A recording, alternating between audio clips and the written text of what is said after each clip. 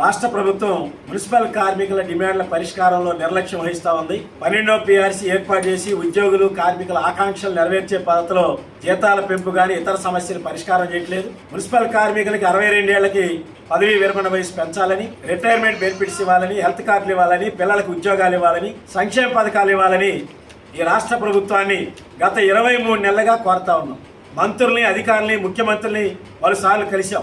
అయినా ప్రభుత్వం చెల్లించడం లేదు. రాష్ట్ర వ్యాప్త ధర్నాలు పెట్టాం, జిల్లా కలెక్టర్ ఆఫీసుల దగ్గర ధర్నాలు పెట్టాం, మున్సిపల్ ఆఫీసుల దగ్గర ధర్నాలు, మంత్రులకి రాయబారాలు నిర్వహించాం.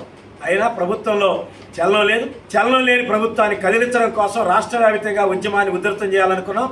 ఏప్రిల్ మొదటి వారంలో ఎమ్మెల్యేలకి, ఎమ్మెల్సీలకి సామూహిక రాయబారాలు, ఏప్రిల్ 22 నుంచి మే 4వ తారీఖు దాకా సంతకాల సేకరణ, మే 5వ తారీఖున సేకరించినటువంటి సంతకాలన్నీ కూడా మంత్రి నారాయణ గారికి అందించాలని, అప్పటికీ రాష్ట్ర ప్రభుత్వం స్పందించకపోతే పెద్ద ఎత్తున కలెక్టరేట్లు, మున్సిపల్ ఆఫీసుల ధర్నాలు, ముట్టడి కార్యక్రమాలు నిర్వహించాలని, కలిసి వచ్చే సంఘాలను కలుపుకొని జూన్ నెలలో సమ్మెకి వెళ్ళడానికి కూడా వెనకాడకుండా కార్మికులందరినీ కదిలించడానికి ప్రయత్నం చేయాలని 2026 మార్చి 24వ తారీఖున విజయవాడ MBVKలో జరిగిన మున్సిపల్ ఫెడరేషన్ రాష్ట్ర కమిటీ సమావేశం తీర్మానించింది.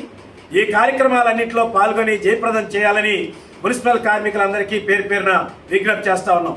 కె ఉమాశ్వరరావు, రాష్ట్ర ప్రధాన కార్యదర్శి.